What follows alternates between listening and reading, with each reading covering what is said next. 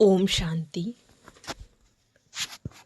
दुनिया में कहावत है कि सबसे भारी हमारा अहंकार है, जिसको हम अभी तक ढो रहे हैं, और उसी के कारण हम अभी भी अधीन हैं, पराधीन हैं, स्वाधीन नहीं हैं।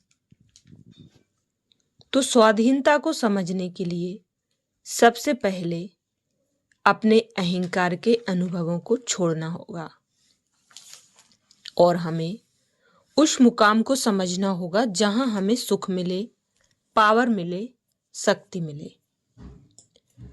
हम सभी को आजाद देश मिला, जिसको मिले हुए काफी समय हो गया, और उस आजाद देश में हम रहते हैं। बहुत सारी चीजों से हम बाहर के जो रूल्स और रेगुलेशन थे, नियम कानून थे, उनसे हम मुक्त हुए। हमारे अपने नियम कानून में हम बंधे और उसी आधार से आगे हम बढ़ते रहे। कहते हैं हमारे ऊपर कोई राज्य नहीं चला रहा, हम पूरी तरह से स्वाधीन हैं। लेकिन जब बाहर के लोगों से हमने अपने आप को छुटकारा दिला ही दिया है, तो फिर भी क्या बचा है जो हमें परेशान कर रहा है? हम सभी को अगर कहीं से कुछ ठीक नहीं मिल रहा है तो हम उसका विरोध करते हैं। लेकिन जब हमको अपने से कुछ ठीक ना मिले तो उस समय हम क्या करेंगे? उस समय हम किसके पास जाएंगे? कौन हमारे लिए लड़ेगा? तो ये अब सोचने का विषय हुआ कि बाहर के लोगों की बात खत्म, लेकिन अब अंदर का शत्रु, अंदर का दुश्मन जो हमको पूरी तरह से अपनी बेड़ियों में जकड़े हुए है, खुद के दुश्मन इसको कहा जाता है कि हम अपने ही संस्कारों के जो तंग करने वाले संस्कार, जिसमें कामना है, लोभ है, अहंकार है, उसमें पूरी तरह से जकड़े हुए हैं हम सभी, और उनसे छूटना मुश्किल है ऐसा लगता है।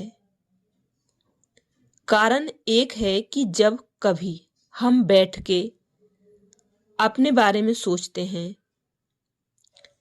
तो सोचते हैं कि ऐसी कौन सी चीज रह गई जो हमको बांध रही है, मुक्त नहीं होने दे रही है। शारीरिक तंत्र और मानसिक तंत्र दोनों उलझा हुआ है। तो जो हमारा मन है वो इन सब बातों से बिल्कुल ही न्यारा नहीं है। इसलिए हम स्वाधीन होकर भी पराधीनता महसूस करते हैं, अपनी फैमिली से, अपने घर से, परिवार से, सबके साथ रहते हुए भी जैसे लगता है कुछ है जो मुझे जकड़े हुए है। वो है हमारे विकार, वो हैं हमारे विकार जिनके वश होकर हम कोई कर्म करते हैं और बाद में उसका दुख होता है। तो परमात्मा ने हम सबको मानसिक रूप से स्वाधीन होने का एक तरीका बताया है, और वो तरीका बताया है कि अगर हम अपने आप को वो याद दिलाएं जिससे अंदर की जो गुलामी है वो छूट सकती है,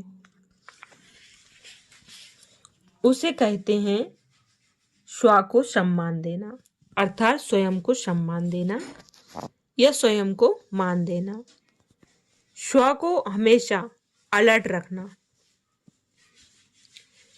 जिसको हम आत्मा कहते हैं, स्व कहते हैं, उसमें स्वाधीनता है। यहां पर स्वमान है, स्व का सम्मान। तो जब मैं स्व को सम्मान देना शुरू करता हूं, स्व को मतलब आत्मा के सारे गुण, ज्ञान, पवित्रता, शांति के आधार से अपने को अलर्ट रखता हूं, तो पराधीन करने वाले शत्रु हमसे बहुत दूर रहते हैं और हम अपने घर में अंदर के दुश्मनों से लड़ पाते हैं। तो जब हम ऐसा करना शुरू करेंगे तो हम सबके अंदर का जो गुलामी का संस्कार है, जो बंधनों में हम जकड़े हुए हैं, वो हम उससे धीरे धीरे परे और पार हो जाएंगे। तो शारीरिक रूप से भी स्वतंत्र और मानसिक रूप से भी स्वतंत्र। अब असली स्वाधीनता यहां पर आपको फील होगी। लगेगा कि स्व के अधीन अब सब कुछ है।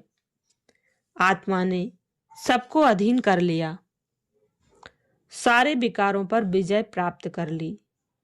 जब ऐसा करेंगे तो शायद सच्ची स्वतंत्रता की ओर बढ़ पाएंगे। नहीं तो अभी भी हम परतंत्र ही हैं। इसीलिए कहा जाता है कि बाहर के लोगों को जीतना तो बहुत आसान है, लेकिन अंदर के शत्रु को जीतने के लिए बहुत मुश्किल लगता है। तो क्या हम इस स्वतंत्रता दिवस पर अपने को अंदर से स्वतंत्र करना नहीं चाहेंगे? चाहेंगे तो अपनी स्वाधीनता को परमात्मा के आधार से जगाओ। स्व के अधीन सारे विकारों को करो, फिर देखो सब आपके सामने नतमस्तक होकर आपसे विदाई लेंगे और चले जाएंगे। तो पुनः कहूंगी कि दुनिया में कहावत है कि सबसे भारी हमारा अहंकार है, जिसको हम अभी तक ढो रहे हैं, और उसी के कारण हम अभी भी अधीन हैं, पराधीन हैं, स्वाधीन नहीं हैं। तो स्वाधीनता को समझने के लिए सबसे पहले अपने अहंकार के अनुभवों को छोड़ना होगा और हमें उस मुकाम को समझना होगा जहां हमें सुख मिले, पावर मिले, शक्ति मिले। 15 अगस्त स्वतंत्रता दिवस 2025 की आप सभी को हार्दिक शुभकामनाएं, और हम आशा करेंगे आप संपूर्ण विकारों से मुक्त होकर आप अपने जीवन को सच्ची स्वतंत्रता दिलाने में अपनी आत्मा का सहयोग करेंगे। नज़दीकी ब्रह्मा कुमारी सेंटर्स पर जाकर आप और अन्य जानकारियां प्राप्त कर सकते हैं। अच्छा, ओम शांति।